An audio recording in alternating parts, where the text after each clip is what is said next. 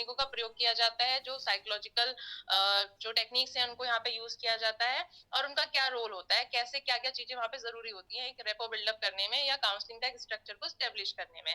तो उसके बारे में आज हम लोग डिस्कस करेंगे। तो मैं कोशिश करूंगी कि जितना हो पाएगा, और बाकी आप लोग भी सपोर्ट करिएगा इसमें कि अगर मैं कोई क्वेश्चन पूछती हूँ, कोई भी आपसे छोटी सी बात पूछी जाती है तो आप उसको जरूर जवाब दें, ठीक है। तो सबसे पहले हम यहाँ से शुरुआत करते हैं कि एक काउंसलर, एज अ काउंसलर जब आप आते हैं और काउंसलिंग की जो प्रक्रिया चलती है उसमें आपको क्या क्या स्किल्स की जरूरत पड़ती है, बेसिकली इसको क्विकली हम लोग एक एक करके इसको फटाफट से पूछेंगे। मैं आपसे चाहूंगी कि हर कोई एक एक पॉइंट जरूर बता दे, अगर चाहे तो एक एक पॉइंट आप लोग जरूर बताएं कि क्या क्या काउंसलर को क्या क्या स्किल्स की जरूरत पड़ती है। What are the main skills a counsellor need. Ma'am जो वो होता है ना काउंसलर, फटाफट से बताइए। हाँ तो क्या कहते हैं उसको जी जी, पेशेंस तो होना बहुत जरूरी है, मतलब धैर्यवान होना चाहिए काउंसलर बिल्कुल को। बिल्कुल बिल्कुल। और कम्युनिकेशन, सोनी ने बोला कम्युनिकेशन, मनदीप ने बोला कि पेशेंस होना चाहिए। बाकी आशु आप बताइए, एनीवन एल्स, कोई और बताएगा? आप ही लोग बता दीजिए एक दो और। मैम क्या कहते हैं जो वो होता है ना वो काउंसलर, उसको सुनने की क्षमता अच्छी होनी चाहिए, मतलब वो पहले सुने फिर उसके बाद हमने एडवाइस दे। ठीक, लिसनिंग, ठीक है, लिसनिंग स्किल ठीक हो गया। नेक्स्ट ये कल्पना कुछ कहना चाह रही थी शायद। अब मैम जो वो काम करने जा रहा है काउंसलर, उसमें उसकी दक्षता होनी चाहिए, मीन्स उसका नॉलेज उसके पास होना चाहिए। बिल्कुल बिल्कुल ठीक है, आप लोग जो भी बता रहे हैं सही है। उसके अलावा भी बहुत सारी स्किल्स होती हैं। तो जैसा अभी मनदीप ने कहा था कि लिसनिंग अच्छी होनी चाहिए, पहले वो सब कुछ सुने उसके बाद एडवाइस दे। तो सबसे पहले तो मैं आपसे कहूंगी एडवाइस वर्ड यहाँ पे काउंसलिंग की प्रक्रिया में हम यूज नहीं करते हैं, क्योंकि काउंसलिंग की पूरी प्रक्रिया में कभी भी कोई एडवाइस नहीं दी जाती है या किसी भी तरीके का कोई एक सॉल्यूशन नहीं पुट आउट किया जाता है। लेकिन जो क्लाइंट होता है, जो भी पेशेंट होता है, उसको ऐसे प्रिपेयर किया जाता है कि वो खुद का समस्या का समाधान खुद कर सके। उसको उसकी एक ओवरऑल ग्रोथ पे, उसके होलिस्टिक डेवलपमेंट पे आप कह सकते हैं, उसकी पर्सनैलिटी ग्रोथ पे और उसकी उसकी समस्याओं को क्लियर आउट करने में, जो उसके दिमाग में जो उलझापन होता है, समस्याओं का जो उलझ रही होती हैं चीजें, उनको सॉर्ट आउट करके सीधी रास्ता बनाने में हेल्प की जाती है। लेकिन कभी भी एडवाइस की बात नहीं की जाती है यहाँ पे कि आप किसी को कोई एडवाइस नहीं दे रहे हैं। यहाँ पे ठीक है, कोई आपके पास एडवाइस के लिए नहीं आ रहा है, आपके पास काउंसलिंग के लिए जो क्लाइंट आ रहा है वो बहुत सारी समस्याओं को लेके आ रहा है, और उसका जो दिमाग है वो बहुत एक उलझे धागे की तरह है। जो उनका गोला अगर समझ लीजिए बहुत उलझा हुआ है और आप उसको सुलझा रहे हैं, तो एक काउंसलर क्या करता है, उसको सुलझा देता है। बाकी फिर से उसको गोले का रूप देना उसी का काम है, वो उसको सही रास्ते पे ले जाए और अपनी समस्या को सुलझाए, ये उसी का काम है। ठीक है, तो बेसिकली हम जब बात करते हैं काउंसलिंग स्किल्स की, तो कुछ कॉमन स्किल जैसे आपने बताई वो सब आता है कि अटेंडिंग बिहेवियर अच्छा होना चाहिए, जिसमें कि उसकी लिसनिंग स्किल्स अच्छी होनी चाहिए, उसका ऑब्जर्वेशन अच्छा होना चाहिए, उसका पेशेंस अच्छा होना चाहिए, उसमें एगो बिल्डअप की सारी क्वालिटीज होनी चाहिए। अटेंडिंग बिहेवियर जो कर रहा है, मतलब कैसे बैठ रहा है, कैसे आमने सामने सामना कर रहा है, जो भी हमारा क्लाइंट है उसका, उसके साथ कैसा वो नॉन वर्बल बिहेवियर शो कर रहा है। उसके अलावा क्या वो उसको मौका दे रहा है, नहीं दे रहा बोलने का, ऐसा तो नहीं है कि आप बोलते जा रहे हैं उसको मौका नहीं दे रहे अपने क्लाइंट को। तो ये सारी चीजें जो है बहुत ज्यादा जरूरी होती है। उसके अलावा बहुत सारे स्किल्स होती है, आपने मेरे ख्याल से पढ़ा भी होगा इनके विषय में, तो हम इसको बहुत ज्यादा नहीं जाएंगे। अब हम आते हैं यहाँ पे, सबसे पहले तो हम काउंसलिंग की जो प्रक्रिया होती है, जो काउंसलिंग की प्रक्रिया होती है ना, वो स्टेप बाय स्टेप चलती है। ऐसा नहीं है कि आज काउंसलिंग के लिए कोई आया और काउंसलिंग हो गई खत्म। ऐसा काउंसलिंग की जो ये प्रक्रिया है, एक तरीके से नाम ही आ गया यहाँ पे, प्रोसेस, प्रक्रिया। तो कोई भी प्रक्रिया कभी भी छोटी सी नहीं होती, प्रक्रिया हमेशा लंबे तरीके से चलती है, उसके कुछ स्टेप्स होते हैं। सबसे पहला जो स्टेप होता है इसमें इनिशियल फेज होता है, जिसमें आप क्लाइंट से मिलते हैं, उसका परिचय जानते हैं, ठीक है, उससे उसके जो भी इंफॉर्मेशन है वो कलेक्ट करते हैं, उसकी समस्याओं को सुनते हैं, किस लिए वो आपके पास आया, ये सब चीजें नोट डाउन की जाती है, रेपो बिल्डअप की जाती है। तो इनिशियल फेज में ये सब चीजें होती है। फिर उसके बाद जो प्रक्रिया है फिर वो आगे बढ़ती है, उसमें फिर उसकी समस्या के जो रूप है उसको एक डायरेक्शन दिया जाता है, उसमें स्टेप्स बनाए जाते हैं कि क्या किस मुद्दों पे काम करना है, किस तरीके से काम करना है, कौन सी प्रक्रियाओं का चयन करना है, कौन सी काउंसलिंग की प्रक्रिया वहां पे अपनानी है, उन सब चीजों पे बात की जाती है। और उसके बाद लास्ट में जब सारी चीजें सही होने लगती है तो टर्मिनेशन की फेज आती है, जिसको हम बोलते हैं अंतिम जो अवस्था होती है, जहाँ पे काउंसलिंग की प्रक्रिया को टर्मिनेट किया जाता है। तो टर्मिनेशन क्या है, जिस तरीके से हम कोई मेडिकल उसमें जब दवाई दी जाती है ना, तो कोई भी दवाई शुरू की जाती है तो छोटे स्तर से शुरू करते हैं। जो डॉक्टर्स होते हैं वो कुछ ट्रायल फॉर्म में कुछ दवाइयां देते हैं, फिर उसके बाद वो उन दवाइयों में से जो दवाइयां सही उनको लग रहा होता है कि सही अभी लंबी तरह से दी जा सकती है, तो उनको थोड़े लंबे समय तक देते हैं।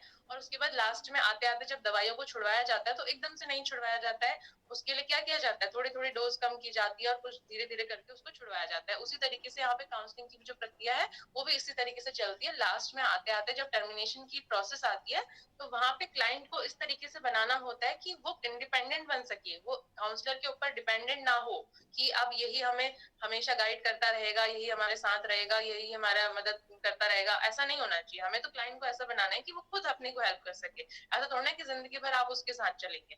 तो धीरे धीरे उसको टर्मिनेट किया जाता है, फॉलो अप में लाया जाता है, थोड़ा थोड़ा थोड़ा कम करके उसको थोड़ा थोड़ा इंडिपेंडेंट बना के फिर उसको धीरे धीरे टर्मिनेट किया जाता है। तो इस तरीके से काउंसलिंग की प्रक्रिया चलती है। तो इसमें जो सबसे इम्पोर्टेंट पार्ट आता है वो आता है एस्टेब्लिशिंग स्ट्रक्चर या काउंसलिंग रिलेशनशिप को बिल्ड करने का। तो काउंसलिंग की जो रिलेशनशिप होती है, जो एक रिश्ता बनता है काउंसलर क्लाइंट के बीच में, उसकी क्या महत्वता है एक तरीके से हम जानेंगे। तो जो थेरेपेटिक रिलेशनशिप होता है ना उसको बहुत इंपॉर्टेंट माना जाता है, क्योंकि जब तक एक थेरेपेटिक रिलेशनशिप काउंसलर और क्लाइंट के बीच में नहीं बनेगा तब तक की जो काउंसलिंग प्रक्रिया है वो सही तरीके से नहीं हो पाएगी, है ना। तो इसलिए ये बहुत ज्यादा जरूरी हो जाता है। अब इससे क्या क्या होता है, तो जैसा कि आप स्क्रीन में भी देख रहे होंगे, it enable confidence, reassurance, openness, honesty. And उससे क्या होता है, जो क्लाइंट होता है वो अपने को एक्सेप्ट कर पाता है। मतलब जब आपका और क्लाइंट के बीच का रिश्ता इतना अच्छा बना, इतना प्यारा बना कि उसके बीच में आपके बीच में कॉन्फिडेंस है कि आप वो आपसे सारी चीजें शेयर कर पा रहा है, एश्योरेंस है कि वो अश्योर हो रहा है कि हाँ ये मेरी बात को समझेंगे, सब कुछ समझ के मुझे सही रास्ते पर लेके जाएंगे, ओपन होगा वो आपसे कि अपनी सारी बातें खुली तौर पे कह पाएगा, ऑनेस्टी होगी आपके रिश्ते में। तो ये सब चीजें क्या है, उसको इतना कॉन्फिडेंट बनाएगी कि वो जैसा है वो खुद को स्वीकार कर सके। क्योंकि यहाँ पे ये भी बहुत जरूरी चीज हो जाती है कि जो क्लाइंट है वो खुद को स्वीकार करे। हम किसी को बदल नहीं सकते। हम कोई व्यक्ति अगर ऐसा आया है जिसका चेहरा बहुत खराब है, मान ली एसिड अटैक का कोई केस आया है, ठीक है, वो काउंसलिंग के लिए आया हुआ है, अब आप उसके चेहरे को नहीं बदल सकते, उसके साथ जो है उसको आप नहीं बदल सकते, लेकिन हमें उसको कैसे प्रिपेयर करना है, हमें उसको ऐसे प्रिपेयर करना है कि वो अपने को जैसा है वैसे एक्सेप्ट कर सके। कोई जिसकी शक्ल थोड़ी एक तरीके से कहा जाए कि अगली है, अगर हम सोसाइटी के नजरियों से देखें तो हम आप उसको ये नहीं कहेंगे कि वो मतलब अपने को बदल ले या जैसा सोसाइटी चाहती है वैसा कर ले, ऐसा नहीं। हमें उसको ऐसे प्रिपेयर करना है कि वो खुद को एक्सेप्ट करे। तो ये जो रिलेशनशिप है वो उसको ऐसा माहौल देती है कि वो खुद को स्वीकार कर सके, ठीक है। उसके अलावा ये जो काउंसलिंग है, ये जो प्रक्रिया है, ये हमें इस तरह से तैयार करती है, जो रिलेशनशिप वाला पार्ट होता है वो हमें ऐसे तैयार करता है कि हम सही, जो काउंसलर है वो सही थेरेपी को चूज कर सके, सही काउंसलिंग प्रक्रिया को चूज कर सके और उसको अप्लाई कर सके आगे जाके। तो इस तरीके से काउंसलिंग रिलेशनशिप की जो महत्ता है उसको हर किसी ने यहाँ पे बताया है, जितने भी साइकोलॉजिस्ट रहे हैं काउंसलिंग के फील्ड में जिन्होंने भी काम किया है। कार्ल रॉजर्स का जब नाम आता है तो रॉजर्स का नाम आपने सुना होगा, क्लाइंट सेंटर थेरेपी के लिए उनको जाना जाता है, जिन्होंने क्लाइंट सेंटर थेरेपी पे काम किया था। और काउंसलिंग पर उनकी काफी सारी बुक्स भी हैं, काउंसलिंग रिलेशनशिप्स पर उनकी काफी उनका कंटेंट है। तो रॉजर्स कहते हैं कि जो भी काउंसलिंग रिलेशनशिप होती है वो कैसी होनी चाहिए, वार्म, जेन्युइन एंड एम्पैथेटिक, ठीक है। वार्म होनी चाहिए, गर्माहट वाली वार्म, वैसी वाली वार्म नहीं, आप समझ रहे होंगे, एक तरीके जो रिश्तों की गर्माहट होती है कि उसकी बात की जा रही है। उसमें जेन्युइनिटी होनी चाहिए, यानी कि सच्चाई होनी चाहिए, किसी तरीके का झूठ छलावा नहीं होना चाहिए। हम कहते हैं ना कि डॉक्टर से और लॉयर से हमेशा सच कहना चाहिए, तो डॉक्टर जो है वही यहाँ पे काउंसलर है, तो काउंसलर से भी एक तरीके से हमेशा सच बोलना चाहिए, जेन्युइनिटी यहाँ पे होनी चाहिए। फिर एक आता है एम्पैथेटिक होना चाहिए, ठीक है, परानुभूति का गुण होना चाहिए वहाँ पे। तो रॉजर्स ने परानुभूति पे काफी फोकस किया है। आप में से कोई बताएगा परानुभूति क्या?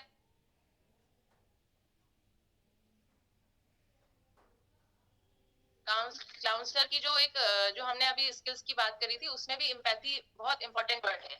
जितना कि इम्पोर्टेंट आपका ऑब्जर्वेशन स्किल है, लिसनिंग स्किल है, पेशेंस है, कम्युनिकेशन है, उससे भी कई ज्यादा इंपॉर्टेंट यहाँ पे एम्पैथी आ जाती है। इसको बहुत इंपॉर्टेंट माना जाता है साइकोलॉजी में, काउंसलिंग के क्षेत्र में। आप में से कोई बताएगा एम्पैथी क्या होती है, परानुभूति क्या होती है? एक होती है सहानुभूति, एक होती है परानुभूति। मैम, सहानुभूति का मतलब है जब हम उसको एक तरह से बाहरी रूप से उसका सपोर्ट कर रहे हैं, मतलब कोई अंदर से फील नहीं कर रहा है। लेकिन इम्पैथी का मतलब होता है कि हम उसको अपनी जगह पे रख कर फील कर रहे हैं, मतलब उसी सिचुएशन में खुद को डाल कर कि हमें कैसा फील होगा। बिल्कुल बिल्कुल, खुद को डाल दीजिए। हाँ, बिल्कुल। तो ये बहुत इम्पोर्टेंट स्किल एक मानी जाती है काउंसलर की, और काउंसलिंग रिलेशनशिप बिल्ड करने में ये बहुत एक इम्पोर्टेंट पार्ट है एम्पैथी का होना, कि अगर आप सिर्फ सहानुभूति दिखा देंगे कि ओ सिर्फ जैसे पहाड़ी में अगर आप बात करेंगे, अगर उसका ऐसा किसी व्यक्ति का कुछ ऐसा हो गया, हमने कह दिया कि अरे सिर्फ उसका ऐसा हो गया, तो आपने क्या कर दी, सिर्फ सिंपैथी दिखा दी और बस छोड़ दिया उस चीज को। लेकिन आपने पूरी एम्पैथी दिखाई और आपने उसको शो किया, प्रकट किया एम्पैथी को कि अरे आपको ऐसा लग रहा होगा, ऐसा हो रहा होगा, ऐसा ही होता है, दुख की बात, तो कहीं ना कहीं उसको फील होगा कि वो जो फील कर रहा है वो आपको भी फील हो रहा है।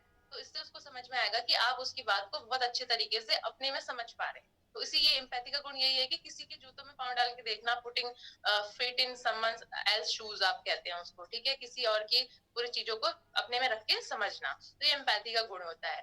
ठीक है, तो यहाँ पे एम्पैथी बहुत ज्यादा जरूरी हो जाती है, और एम्पैथी शो करने के तरीके होते हैं, जैसे कि एम्पैथी कैसे शो होगी। अगर आपसे मैं कहूँ कि आप एम्पैथेटिक होइए, लेकिन आप एम्पैथेटिक होंगे तो आप कैसे एम्पैथेटिक होंगे, क्या क्या तरीके हो सकते हैं एम्पैथी को शो करने के, परानुभूति को शो करने के क्या तरीके हो सकते हैं।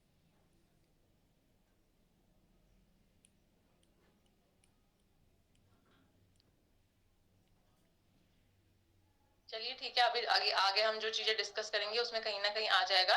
परानुभूति को शो करने के लिए एक तरीके से आप है ना, जो बहुत सारी अभी हम तरीकों की बात करेंगे जिसमें रिफ्लेक्टिंग बिहेवियर आता है, ऑब्जर्वेशन जब आप करते हैं तो किस तरीके से पैराफ्रेज करके चीजों को क्लाइंट की बोलते हैं, तो वो सब तरीके कहीं ना कहीं एम्पैथी में हेल्प करते हैं। तो उसको अभी हम एक एक करके यहाँ पे समझने की कोशिश करेंगे। वैसे तो ये मेरी जो पीपीटी है ये पूरा आपके उसमें फोकस नहीं है, लेकिन थोड़ा बहुत चीजें इसमें आएंगी आपकी। ठीक है, तो ये हमने काउंसलिंग रिलेशनशिप की बेसिक्स को जाना कि हाँ किन बेसिक चीजों पे यहाँ पे बात की जा रही है। जो आपका जो सिलेबस है उसमें आप देखिएगा, उसमें एस्टेब्लिशिंग स्ट्रक्चर के अंदर इन सब चीजों की बात की गई है, जो मैं यहाँ पे स्क्रीन पे खोला हुआ है। सबसे पहले आ रहा है अटेंडिंग बिहेवियर, ठीक है, फिर आ रहा है observation, non verbal behaviour, listening. तो हम एक एक करके यहाँ पे इनको डिस्कस करते हुए चलते हैं, क्योंकि अगर हम ज्यादा चीजों पे जाएंगे तो होने को तो बहुत सारी चीजें यहाँ पे, लेकिन हम भटक जाएंगे उन चीजों से, और जो यहाँ पे चीजें कही गई है उनसे उनको हम बहुत ज्यादा डिस्कस शायद ना कर पाए, इसलिए हम साथ में लेते हुए चलते हैं, बीच बीच में कुछ चीजें आती रहेंगी तो ठीक है। सबसे पहले आता है अटेंडिंग बिहेवियर, ठीक है। तो मैंने जैसे कि आपको बताया अटेंडिंग बिहेवियर क्या हो गया, आपके घर में कोई मेहमान आता है, आप उसको अटेंड करते हैं, तो आपका जो उस समय बिहेवियर होता है, आपने उसको कैसे अटेंड किया, क्या वो आया तो आपने उसको नमस्ते कहा, प्रणाम कहा, अंदर आया तो आपने उसको बिठाने के लिए कहा नहीं कहा, पानी पिलाया, जूस पिलाया, जो भी पिलाया, बाकी चीजें आपने उसके साथ, आप बैठे कि नहीं बैठे, ये सब आपने क्या किया, मेहमान को अटेंड किया ना, मेहमानों को अटेंड करते हैं। वैसे यहाँ पे क्लाइंट के लिए अटेंडिंग बिहेवियर की बात हो रही है कि जब कोई क्लाइंट आपके पास आता है तो आप उसको किस तरीके से, किस व्यवहार के साथ अटेंड करते हैं। तो यहाँ पे बहुत सारी चीजें आ जाती है कि जब भी क्लाइंट आ रहा है आपके पास, तो आप उसको बैठने के लिए कहें, उससे पूछें कि कोई दिक्कत तो नहीं हुई, कोई परेशानी तो नहीं हुई आपको आने में, आप मतलब कैसी अवस्था में, पानी लेंगे, चाय लेंगे, कुछ आपको लेना है, बैठ जाइए, इस तरीके की आपने बात कही।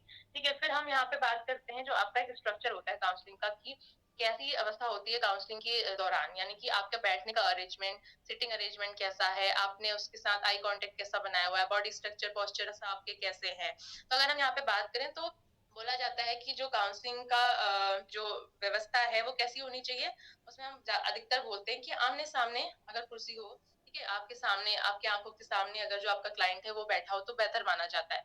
और कभी कभी वाले केसेस में क्या होता है जहाँ पे फ्रैंकली चीजें देखी जाती है, तो ये भी माना गया है, कुछ जो साइकोलॉजिस्ट हैं वो ये भी मानते हैं कि अगर हम थोड़ा सा क्रॉस वे में बैठे हो, मतलब आप इस साइड, एक साइड बैठे हो और आपसे थोड़ा सा तिरछे में कोई दूसरा पर्सन बैठा हुआ है, एकदम चिपक के भी नहीं और एकदम आमने सामने भी, थोड़ा सा दूरी भी हो रही है और थोड़ा सा तिरछापन भी आ रहा है। तो इस तरीके से भी कई बार क्लाइंट और काउंसलर की जो सिटिंग व्यवस्था है उसको बताया जाता है, लेकिन आमने सामने वाली जो व्यवस्था है उसको अधिकतर लोग फॉलो करते हैं, जिसमें कि आमने सामने लोग बैठे होते हैं।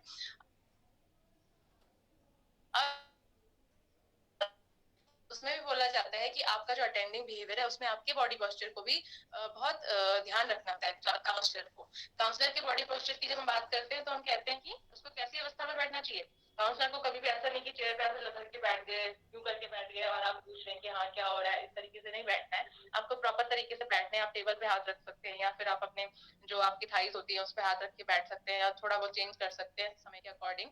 बट आपको एक ऐसा पोस्चर, फॉर्मल पोस्चर मेंटेन करना है जो कि सामने वाले को ठीक लगे। ऐसा नहीं कि आप बड़े अलग तरीके से बैठे हुए हैं।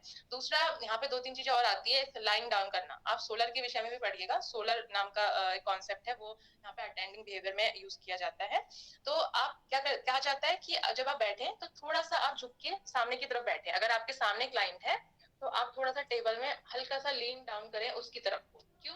क्योंकि जब हम झुकाव देते हैं किसी की तरफ तो हम उसे ये फील कराते हैं कि हम उसकी बात को सुन रहे हैं, उसकी ओर ध्यान दे रहे हैं। ठीक है, तो इसलिए इस चीज को भी, इस पोस्चर को भी यहाँ पे इम्पोर्टेंट माना गया है कि आप पीछे को जाकर ना हो, बल्कि थोड़ा सा आगे को होके बैठे, जिससे कि लगे कि आप उसकी बात को ध्यान दे रहे हैं या सुन रहे हैं। ठीक है, उसके अलावा फिर हैंड को कभी भी क्लोज पोस्चर में नहीं बैठा जाता है। ठीक है, क्लोज पोस्चर क्या होते हैं? क्लोज पोस्चर मतलब आप क्रॉस लेग करके बैठ जाएं, या फिर आप हाथों को फोल्ड करके बैठ जाएं। ठीक है, या फिर आप यूं करके बैठ जाएं। तो इस तरह के जो क्लोज पोस्चर हैं उनके यहाँ पे मना किया जाता है बैठने के लिए, काउंसलर के लिए। आप क्लोज पोस्चर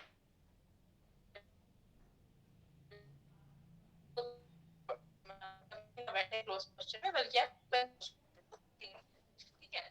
उसके अलावा आई बात की जाए, कॉन्टेक्ट हम बोलते हैं कि प्रॉपर कॉन्टेक्ट के रखते। ऐसे भी आई कांटेक्ट नहीं बनाना है कि सामने वाला व्यक्ति डर जाए या फिर उसको लगे कि ये मुझे घूर रहा है, बल्कि एक आप कह सकते हैं कि एक मॉडरेट किस्म का जो आई कांटेक्ट होता है कि आप लगभग देख रहे हैं, दूसरे को फील करा रहे हैं कि हाँ आपकी बातों को सुना जा रहा है, उस पर ध्यान दिया जा रहा है, और कभी कभी आप आंखों को हटा भी रहे हैं अपने अनुसार। तो इस तरीके का एक मॉडरेट आई कांटेक्ट जो है वो वहाँ पे करना जरूरी माना जाता है।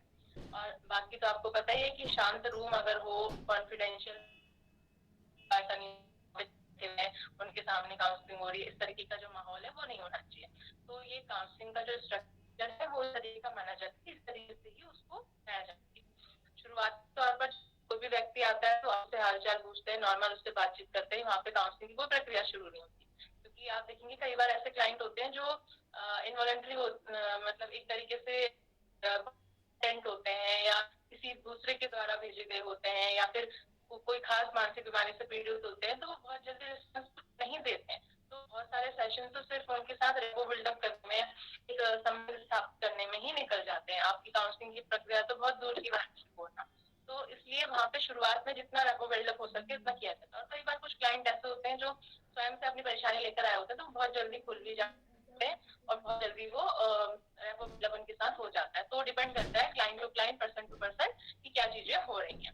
तो लेकिन यहाँ पे अटेंडिंग बिहेवियर को ध्यान देना बहुत ज्यादा जरूरी आपके लिए हो जाता है। ठीक है, फिर हम बात करते हैं, लगभग इसमें हो गई चीजें, फिर हम बात करते हैं आपके जो यहाँ पे ऑब्जर्वेशन स्किल की है।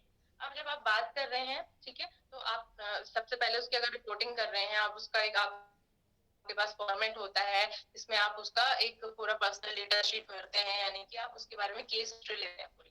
तो केस हिस्ट्री लेने के दौरान, उससे बातचीत पूछने के दौरान आप उसको ऑब्जर्व करते हैं, और आपने केस हिस्ट्री के दौरान जो चीजें उसकी लिखी या उससे पूछी थी, जो उसने आंसर करी, उनको जब आप दोबारा से क्रॉस चेक करने की कोशिश करते हैं, कई बार पूछ के दूसरे तरीके से, तो आप उनको भी वेरीफाई करते हैं कि क्या ये सही कह रहा है, नहीं चीज कह रहा है, क्या है।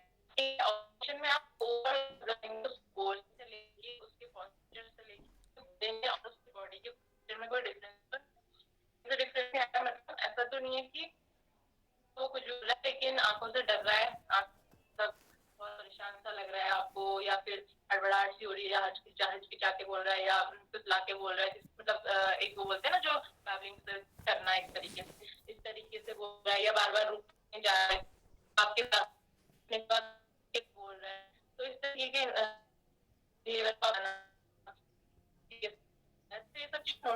कई बार जो जब आते ठीक है, आप पूछ रहे हैं तो अचानक से नॉर्मल से बात करते करते हो सकता है अचानक बहुत एकदम आप थोड़ा सा उनको बात शांत करें तो थोड़ी देर होने लगता है।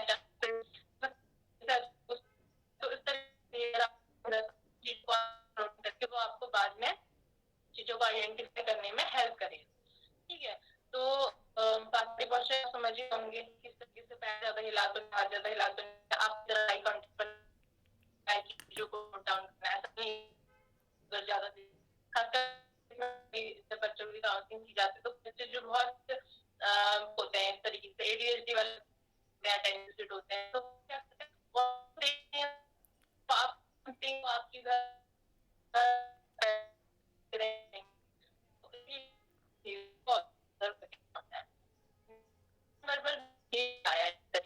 आप बोलने के अलावा जो बाकी बॉडी लैंग्वेज को आप में आया तो नॉर्मल अलग नहीं, फेशियल एक्सप्रेशन आपके जितने भी है वो नॉर्मल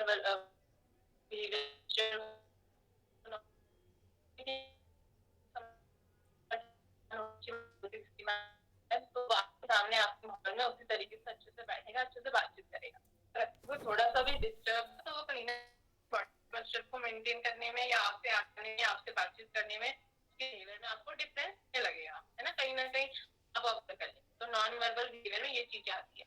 उसके बाद लिसनिंग की हम बात करते हैं। तो लिसनिंग जो होती है यानी कि सुनने की जो कैपेसिटी है आप, तो लिसनिंग आप जानते हैं कि बहुत ज्यादा जरूरी है। सुनना यानी कि आपको प्रॉपर उसको सुनना है, उसकी बात को सुनना है। तो यहाँ पे जो काउंसलिंग की प्रक्रिया है ना, उसमें हम अधिकतर बोलते हैं कि जो काउंसलर है वो तो कम से कम बोले, शुरुआती दौर में एस्टेब्लिशिंग स्ट्रक्चर का जो टाइम है उसमें वो कम से कम बोले। वो सिर्फ क्या करे, उसको क्यूज दे, थोड़ा सा हमने आप पिंच किया कि भाई हाँ ऐसे करेंगे तो इतना सा आप पिंच करिए कि वो फिर बोलना शुरू करते हैं। फिर वो कुछ बोल रहे हैं तो आपको उसमें कुछ बोलना है, तो थोड़ा सा आप उसकी बातों को रिफ्रेश करके एक बार सेंटेंस बोल दीजिए, फिर वो उस चीज को और अच्छे से बोलेगा। तो आपको लिसनिंग की कैपेसिटी रखनी है कि आप उसकी प्रॉपर पूरी बातों को सुने। ऐसा नहीं कि वो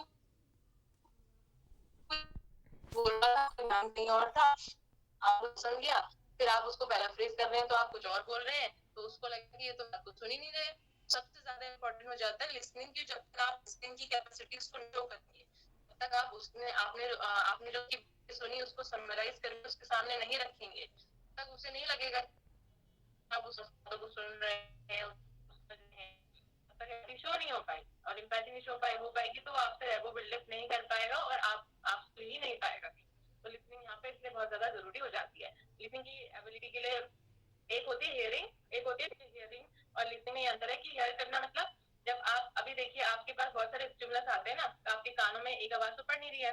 आप अगर अपने घर में बैठे होंगे, कहीं पे पंखा चल रहा होगा, कहीं बाहर से कोई आवाज आ रही होगी, तो आपके कानों में वो भी जा रही होंगी, है ना, तो आप भी सुन रहे हैं, हियर कर रहे हैं आप उनको भी। लेकिन लिसन आप किसको कर रहे हैं, क्योंकि आप पढ़ना चाहते हैं, सुनना चाहते हैं, तो लिसन आप मुझे कर रहे हैं। तो लिसनिंग में हियरिंग के साथ साथ क्या इन्वॉल्व हो जाता है, आपकी समझने की क्षमता भी इन्वॉल्व हो जाती है। हम उस चीज को सुनते हैं, उस चीज को लिसन करते हैं जिस चीज को हम समझना चाहते हैं। जिसको हियर खाली कर रहे हैं वो तो हमारे कान हियर कर ही रहे हैं। एक कान से सुनने, एक कान से निकालना, उसी को कहते हैं कि हमारे पास बहुत सारे स्टिमुलस थे कान में आने के लिए, हमने एक पे तो ध्यान दिया लेकिन बाकी को हमने कान में डाला और दूसरे कान से निकाल दिया। यानी कि हमारे कान में तो पहुंचे लेकिन अंदर नहीं पहुंचे, हमारे दिमाग तक नहीं पहुंचे, उनका अंदर कोई फर्दर प्रोसेसिंग नहीं हुई। ठीक है, तो यहाँ पे हियरिंग नहीं होनी चाहिए, लिसनिंग की एबिलिटी होनी चाहिए। ठीक है, उसके बाद जब लिसनिंग की बात आती है तो यहीं पे silence and use of questions की बात आ रही है आपकी। ठीक है, यहाँ पे लिखा हुआ है ना साइलेंस, आपके उसमें साइलेंस, और ये साइलेंस क्या है, साइलेंस और यूज ऑफ क्वेश्चंस यहाँ पे क्या आता है। जब हम सुन रहे होते हैं ना, तो जैसे मैंने आपसे कहा कि आप सुने ध्यान से और बहुत ज्यादा बोले नहीं। कभी कभी जरूरत हो जाती है क्योंकि अगर क्लाइंट ज्यादा साइलेंट हो रहा है तो थोड़ा सा आपको साइलेंस ब्रेक करने के लिए कुछ ना कुछ बोलना पड़ेगा और उसको पिंच अप करना पड़ेगा कि वो बोले। और कई बार बहुत मुश्किल होती है, ये चीजें नहीं हो पाती हैं और बार बार पिंच करने पे भी वो नहीं बोल रहा होता है, तो कई बार सेशन वेस्ट जाते हैं। उस सेशन में ना आपको क्लाइंट कुछ बताया उसने और ना आप उससे कुछ निकलवा पाए, ना आप कुछ बोल पाए ज्यादा, तो वो सेशन आपके वेस्ट भी जाते रहते हैं कई बार। और लगता है कई बार काउंसलिंग की प्रोसेस में कि क्या चल रहा है, अभी तो कुछ हो ही नहीं, लेकिन धीरे धीरे चीजें होती हैं। कुछ मूवीज भी हम बहुत अच्छी इस पे, तो कभी अभी मुझे ध्यान नहीं आ रहा है, मैं होगा तो, नहीं तो मैं आपको मूवी के नेम वगैरह बताऊंगी, ग्रुप वगैरह में डाल दूंगी, तो उसमें आप देखेंगे कि किस तरीके के क्लाइंट होते हैं। तो उनको देखने से आपको भी समझ में आता है कि कैसे अच्छा ये रिलक्टेंट क्लाइंट कैसे धीरे धीरे आके खुल गया। ठीक है, तो अब साइलेंस क्या होता है, साइलेंस में क्या होता है कि कई बार ना आपको स्पेस देना पड़ता है क्लाइंट को बोलने के लिए या किसी भी दूसरे इंसान को बोलने के लिए। आप ध्यान दीजिएगा, कई बार कुछ लोग इतने बोलने वाले होते हैं कि वो बोलते रहते हैं, दूसरे पर्सन को इतना मौका नहीं देते हैं।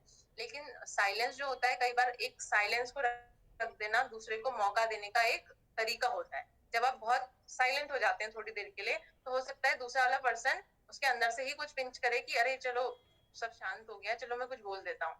तो कई बार उसको मौका देने के लिए साइलेंस भी रखा जाता है थोड़ी देर के लिए, लेकिन ये बहुत लंबा नहीं होना चाहिए साइलेंस। इसको भी ऐसा नहीं है कि साइलेंस हो गया तो आप साइलेंस ही है, वो भी नहीं बोल रहे, आप भी नहीं बोल रहे, आप उसको थोड़ा मौका दीजिए। अगर वो नहीं बोल रहा है तो थोड़ी देर आप करके आपने कहा और कुछ ऐसे कुछ कह दिया, उसके बाद आप चुप हो गए, तो वो थोड़ी देर हो सकता है सोचे और थोड़ी देर बाद हो सकता है बोलना शुरू कर दे, या आप भी उसकी बात सुन के करके शांत हो जाओ और थोड़ी देर बाद मतलब 1-2 मिनट का आपने समय दिया साइलेंस का, उसके बाद अगर वो बोलना शुरू करते तो ठीक है, अगर नहीं बोलना शुरू किया तो फिर आप उसको क्वेश्चंस के थ्रू फिर बोलना मतलब उससे निकलवाना शुरू करोगे, है ना। तो साइलेंस का यहाँ पे ये महत्व है कि कई बार जब क्लाइंट जो रिलक्टेंट होता है, नहीं बोल रहा होता है या उसको मौका चाहिए देना पड़ता है हमें बोलने के लिए, तो वहाँ पे साइलेंस का यूज किया जाता है।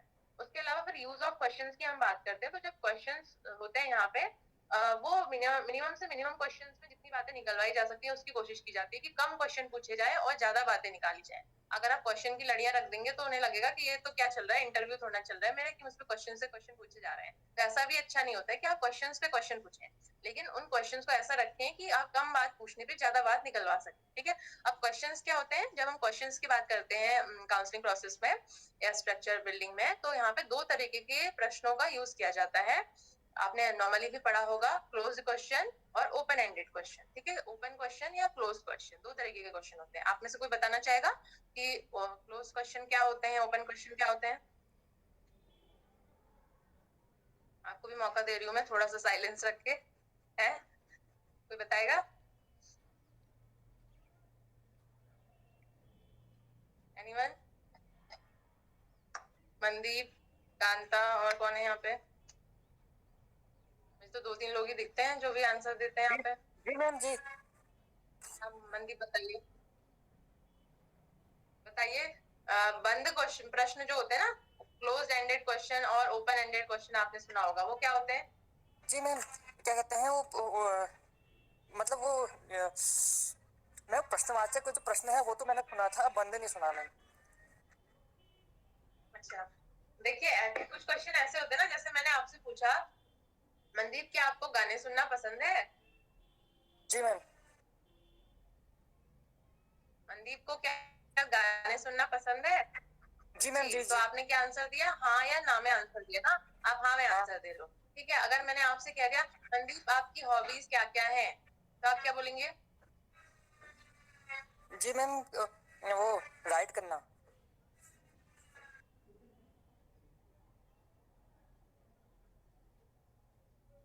मैम मेरी आवाज होंगी, एक ही थोड़ा होगी।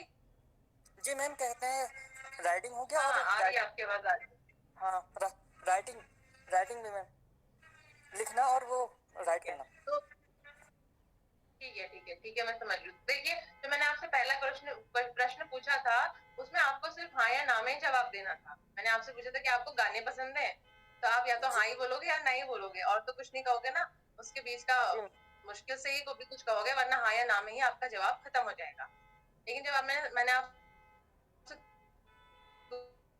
दूसरी चीज पूछी मनदीप आपकी हॉबी क्या है, या फिर मैं आपसे पूछती मनदीप आपको किस तरीके के गाने पसंद है, तो आप उसको थोड़ा लेंदी करके बोलते कि मैम मुझे क्लासिकल गाने पसंद है, या मुझे हिप हॉप म्यूजिक पसंद है, या मुझे रैप म्यूजिक पसंद है, या मुझे हॉलीवुड गाने पसंद है, या मुझे पुराने 90s के बॉलीवुड गाने पसंद है। इस तरीके से आप कुछ भी बोल सकते थे। तो वो आपका एक ओपन एंडेड क्वेश्चन था और उसमें आपको छूट मिल जाती। हो सकता है आपको गाने इतने पसंद हो कि आप उसके बारे में और बताने लगो कि मैम मुझे तो क्लासिकल म्यूजिक, मैंने तो सीखा हुआ है, मेरे गुरु ये रहे हैं, मैंने सीखे हैं, मैंने ये वो करा है, तो आप इसके बारे में कुछ भी बता सकते हो। तो ओपन एंडेड क्वेश्चन और क्लोज एंडेड क्वेश्चन यही है कि क्लोज एंडेड क्वेश्चन आपको जब सीमित बात पूछनी होती है और सीमित समय में आपको आंसर चाहिए होता है, तो आप क्लोज एंडेड क्वेश्चन को पूछते हैं। और जब आपको लंबी बातें चाहिए होती हैं या फिर आपको ज्यादा इन्फॉर्मेशन चाहिए होती है, निकलवानी होती है ज्यादा इन्फॉर्मेशन उस विषय में, तो आप ओपन एंडेड क्वेश्चन पूछते हैं। तो ये आपकी एक मतलब कहेंगे कि स्टेट ऑफ माइंड से, या फिर आपका एक आपकी स्किल होती है ये कि आप किस तरीके से उस समय क्वेश्चन को मॉडिफाई करें और पूछें, ठीक है। आप यहाँ पे कब कौन सा क्वेश्चन यूज करना है ये बहुत इंपॉर्टेंट हो जाता है। अब मान लीजिए आपका क्लाइंट बहुत बहुत बातूनी टाइप का है, वो बातें रखता जा रहा है और आपको लग रहा है कि अरे ये बात की उतनी ज्यादा जरूरत नहीं है और ये टाइम ज्यादा खा रही है ये चीज, अब जबकि हमें दूसरी चीज पे आना है, तो आप तुरंत उससे क्लोज एंडेड क्वेश्चन पूछ सकते हो ताकि वो कहीं पे खत्म करे, ठीक है। और आपने उससे उसने आंसर लिए। लेकिन अगर कोई क्लाइंट ऐसा है या उसी क्लाइंट में अगर कोई बात ऐसी है तो किसी पॉइंट पे ज्यादा नहीं खुल पा रहा है, तो उस चीज पूछने के लिए आप उससे ओपन एंडेड पूछ सकते हो। मान लीजिए आपने उससे पूछा कि आप मुझे अपने बचपन के विषय में कुछ बताइए, ठीक है, तो अपने बचपन के विषय में कुछ भी बता सकता है। कि मैं बचपन में ऐसा था, मेरे पेरेंट्स ऐसे थे, मेरी माता से मेरा ऐसा रिश्ता था, मेरे पापा से मेरा ऐसा रिश्ता था, मैं ऐसा ऐसा करता था, मैं स्कूल में जाता था, कुछ भी बता सकता है। तो अगर ज्यादा जानकारी चाहिए उसके बचपन के विषय में, डिटेल जानकारी चाहिए, तो उससे आप इस तरह से पूछेंगे। लेकिन अगर आपको ये जानना है कि उसकी और उसकी मम्मी के बीच में, उसकी माता के बीच में कैसे संबंध थे, तो आप इस तरीके से क्वेश्चन को पूछ सकते हैं, क्या आपके और आपके माता जी के बीच में अच्छे संबंध रहे थे? क्या वो आपको प्यार करती थी?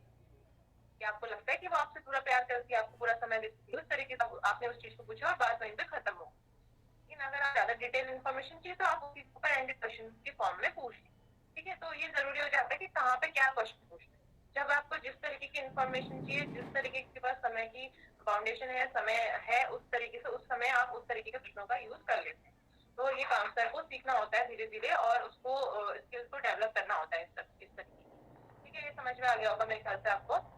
अब यहाँ पे एक प्रक्रिया आती है, ट्रांसफरेंस एंड काउंटर ट्रांसफरेंस की प्रक्रिया, जो अधिकतर काउंसलिंग में जिसके बारे में बात की जाती है। ठीक है, तो ट्रांसफरेंस को बोलते हैं स्थानांतरण, और काउंटर ट्रांसफरेंस जिसको हम बोलते हैं प्रतिस्थानांतरण। ठीक है, तो ये ट्रांसफरेंस और काउंटर ट्रांसफरेंस के विषय में किसी ने सुना है? कोई बताना चाहेगा कुछ? क्या होता है ट्रांसफरेंस की प्रक्रिया, क्या होती है काउंटर ट्रांसफरेंस की प्रक्रिया? आप में से कोई बताएगा? मैम ऐसा तो पता नहीं, लेकिन हमने साइंस में ऊर्जा का स्थानांतरण तो पढ़ा था, लेकिन ये ऊर्जा का काउंटर। स्थानांतरण अलग चीज हो गई यहाँ पे। हाँ, वो ऊर्जा का स्थानांतरण, स्थानांतरण तो किसी भी चीज का हो सकता है ना। आप पर्सनल, आपका भी ट्रांसफर होता है, आप एक जगह से दूसरी जगह जाते हैं, एनर्जी का ट्रांसफर होता है। ठीक है, इस तरह से बहुत सारी चीजों का ट्रांसफर होता है। यहाँ पे जो काउंसलिंग की जब हम प्रक्रिया की बात करते हैं, तो यहाँ पे ट्रांसफर भी नहीं है, ट्रांसपेरेंस है, जिसको हम स्थानांतरण और प्रतिस्थानांतरण बोल रहे हैं। तो ट्रांसफरेंस की प्रक्रिया जो यहाँ पे होती है, इसको सबसे पहले जिसने इसकी बात करी थी वो थे सिगमंड फ्राइड, जो कि जिनका नाम आपने साइकोलॉजी में जरूर सुना होगा, न्यूरोलॉजिस्ट और फेमस साइको एनालिस्ट रहे थे। तो फ्राइड ने शुरुआत में अपनी एक बुक थी उनकी, स्टडीज ऑफ हिस्टीरिया करके बुक थी, उसमें उन्होंने कुछ केस बताए थे। तो उन्होंने एक पेशेंट थी जिसका नाम उन्होंने अन्ना ओ बताया था, उनके विषय में बताते हुए उन्होंने ट्रांसफरेंस को सबसे पहले बताया था। ठीक है, उसके बारे में बात करी थी ट्रांसफरेंस के विषय में। और फिर ये बताते हुए धीरे धीरे ट्रांसफरेंस के बारे में सीधे और जानकारी आई। तो ट्रांसफरेंस को माना गया कि ट्रांसफर एक ऐसी प्रक्रिया है जिसमें आप किसी सामने वाले व्यक्ति को एक पुराने आपके जो भूतकाल से जुड़े हुए किसी व्यक्ति के रूप में देखने लगते हैं, और आप अपनी वही सारी भावनाएं उसमें प्रोजेक्ट करने लगते हैं जो कि आपने उस व्यक्ति से जोड़कर रखी हुई है। मान लीजिए कि कोई क्लाइंट है, वो रिलेशनशिप काउंसलिंग के लिए आया है, मान लीजिए, ठीक है, अपनी कुछ रिलेशनशिप इश्यूज के लिए आया है और रिलेशनशिप काउंसलिंग के लिए आया है। तो मान लीजिए कि अगर उसका कोई पार्टनर रहा है जिसमें कुछ कैरेक्टरिस्टिक ऐसे थे जो सामने वाले व्यक्ति से उससे मिलते हुए उसको लग रहे हैं, या उसको वही सब चीजें सामने वाले व्यक्ति यानी कि काउंसलर में दिख रही हैं, तो वो उसमें वो चीजें प्रोजेक्ट करने लगेगा, उसको वही वही व्यक्ति दिखने लगेगा, वो कि ये इंसान वही है, और यही मेरी मतलब उसी से उससे बात हो रही है। तो भूतकाल के किसी व्यक्ति के रूप में उस काउंसलर को देखना, या उसमें अपनी वो सारी भावनाओं को प्रोजेक्ट करना, ये जो प्रक्रिया होती है, ये ट्रांसपेरेंस की प्रक्रिया होती है। और ये कई बार जो हमारी काउंसलिंग की प्रोसेस होती है उसमें बाधक बन जाती है, क्योंकि वो ट्रांसपेरेंस की वजह से जो वहाँ पे एक रिश्ता है वो अलग मोड़ ले सकता है, या उसमें दिक्कतें आ सकती है, जो कि एक फॉर्मल काउंसलर और क्लाइंट के बीच के रिश्ता है उसको डिस्टर्ब कर सकता है, और कहीं ना कहीं वो बाद में डिपेंडेंसी भी ला सकता है जो क्लाइंट होता है उसकी काउंसलर के ऊपर। ठीक है, तो ट्रांसपेरेंस की प्रक्रिया ऐसी प्रक्रिया होती है जिसमें कोई व्यक्ति जो होता है वो उस व्यक्ति को अपने पास्ट से जोड़ के देखने लगता है। ठीक है, अगर हम इसको डेफिनेशन के रूप में देखेंगे तो हम क्या कहते हैं इसको, displacement of emotion from one person to another person. ठीक है, तो यहाँ पे इमोशन के ट्रांसफर की बात की जा रही है कि उस व्यक्ति के इमोशन जो कोई पास्ट में था, उसके इमोशन को आपने अभी सामने जो हमारा व्यक्ति है यानी कि जो काउंसलर है उसके ऊपर रख दिया, तो वो ट्रांसफरेंस की होगी प्रक्रिया। अब ये ट्रांसपेरेंस को जब समझाया गया था तो कार्ल रॉजर्स ने भी इसकी बात करी थी, कि कार्ल रॉजर्स ने भी बोला था कि हाँ, ट्रांसपेरेंस जो होती है वो कई बार काउंसलिंग की प्रोसेस में होता है और उसमें दिक्कतें आती हैं। तो इसको क्या होता है, जब ट्रांसपेरेंस होने लगता है तो जो काउंसलर होता है ना, उसको ये पहले तो ये पहचानना उसको मुश्किल हो जाता है कि जो प्रक्रिया ये ट्रांसपेरेंस से हो रही है कि क्या हो रहा है। कई बार रेपो बिल्डअप हो रही होती है, तो आपको क्लाइंट जो होता है वो सपोर्ट कर रहा होता है, तो आप उसको ट्रांसपेरेंस समझ सकते हैं, लेकिन हो सकता है वो रियल में ट्रांसपेरेंस ना हो। लेकिन जब ट्रांसपेरेंस हो रहा होता है तो कई बार हो सकता है जो काउंसलर है वो उसको आइडेंटिफाई ही नहीं कर पाए कि ये ट्रांसपेरेंस ही हो रहा है। तो ये थोड़े से डिफिकल्ट माना जाता है कि जो काउंसलर है वो ट्रांसपेरेंस को समझ सके सही समय पे और उसका निदान कर सके। तो उसका निदान के लिए कई बार जो काउंसलर हैं पुराने या फिर जो साइकोलॉजिस्ट रहे थे वो बात करते हैं कि वो क्लाइंट को कुछ इस तरीके से जब उनको लगने लगता है कि अरे ट्रांसपेरेंस की प्रक्रिया हो रही है, हमारा जो क्लाइंट है वो हमको पास्ट के किसी पर्सन के रूप में पहचानने लगा है या कोई भावनाएं हम पे डालने लगा है, अगर उनको ऐसा लगता है तो वो तुरंत उससे छुटकारा पाने की कोशिश करते हैं ताकि उनकी काउंसलिंग की जो अभी तक की प्रक्रिया है वो खराब ना हो।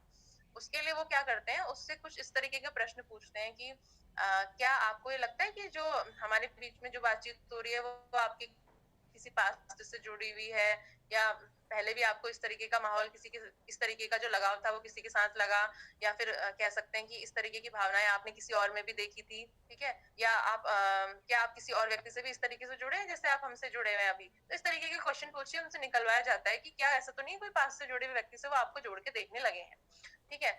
अब काउंटर ट्रांसफरेंस क्या होता है, इसका उल्टा मतलब अभी तो क्लाइंट जो है अपनी भावनाओं को काउंसलर पे डाल रहा था, लेकिन कई बार ऐसा हो सकता है कि काउंसलर के सामने जो क्लाइंट आया है उससे बातचीत करते करते काउंसलर को ऐसा लगने लगे कि वो पास्ट से जुड़ा हुआ जो उसका कोई व्यक्ति था उसकी भावनाओं से उसको जोड़कर देखने लगे। तो ऐसी स्थिति को हम कहते हैं काउंटर ट्रांसफरेंस, यानी प्रति स्थानांतरण। अब मान लीजिए जो काउंसलर है उसका कोई मान लीजिए कोई बुढ़ा व्यक्ति उसके पास काउंसलिंग के लिए आया है, तो मान लीजिए जो काउंसलर था उसकी कोई पिताजी या माताजी के साथ उसी तरीके के संबंध रहे थे या उससे वो मिलता जुलता व्यक्ति, तो उसको लगने लगता है और बातचीत करते करते उसको लगने लगता है कि ये भी मेरे पिता की तरह ही है या माताजी की तरह ही है, और वो अपनी इमोशंस को उनसे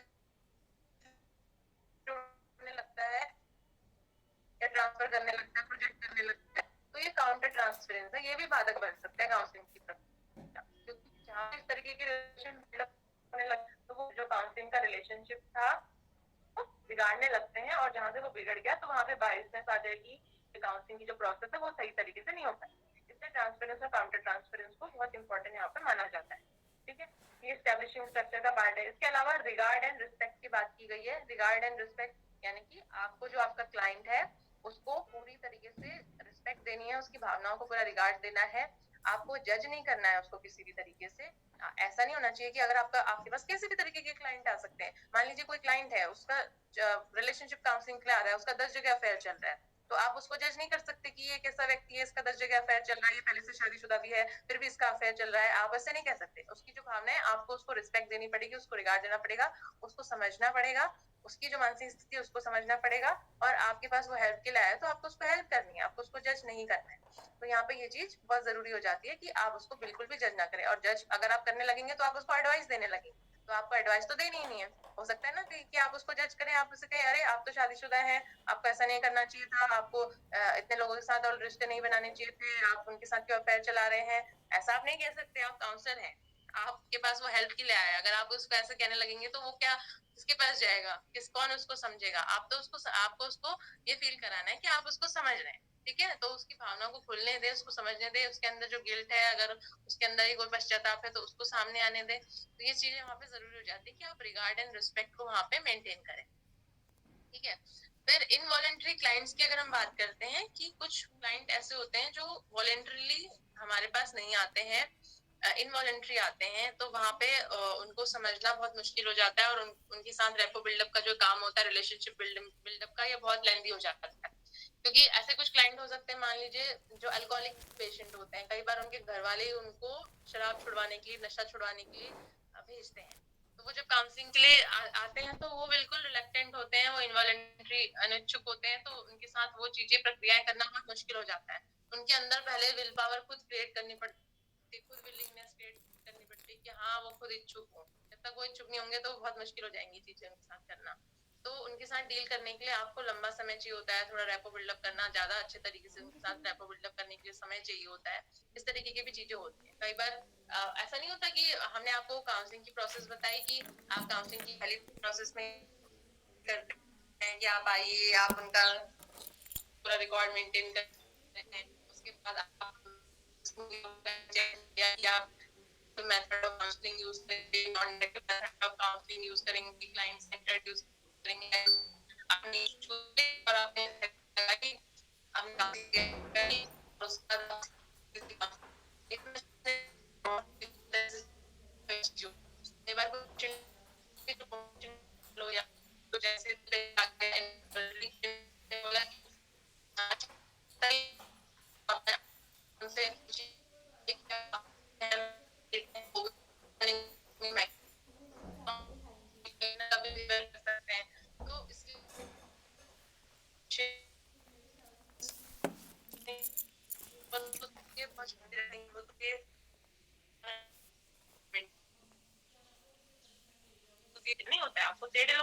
भी रिलेशन बिल्डअप करते हैं। आप ये नहीं गले में सीधे सीधे वालों को देखूंगा, आप ऐसा नहीं कह सकते। तो आपको उनको भी झेलना है, इनवॉलेंट्री क्लाइंट्स को भी आपको झेलना है, जो बहुत टेढ़ापन दिखाएंगे उनको भी आपको झेलना है। उनको झेलना मतलब कि उनके साथ भी आपको पूरे उतने ही रिस्पेक्ट और रिगार्ड के साथ पेश आना है।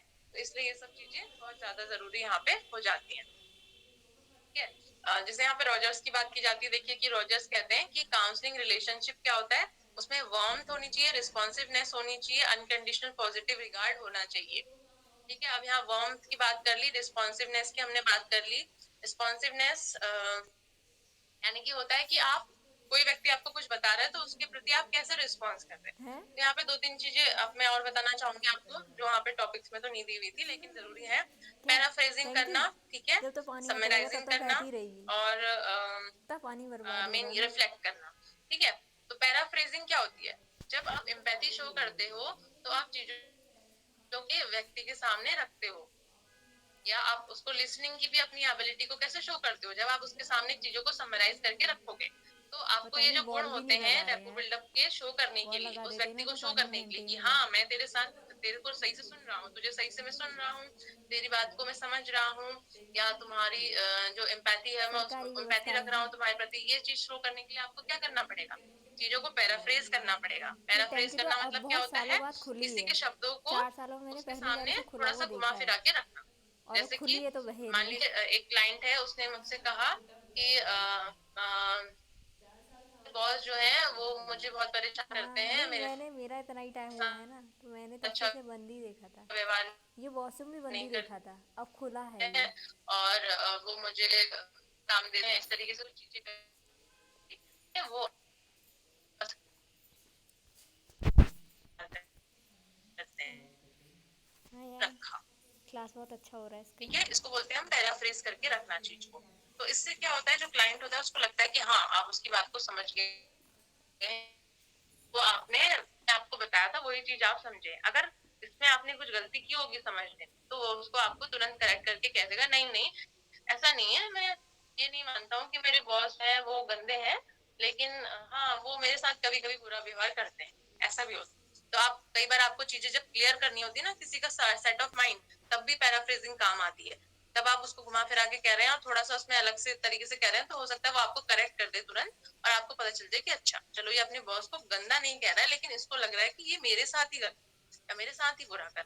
तो इस तरीके से आप उसको पॉइंट आउट कर लोगे, बिहेवियर को चेक कर लोगे।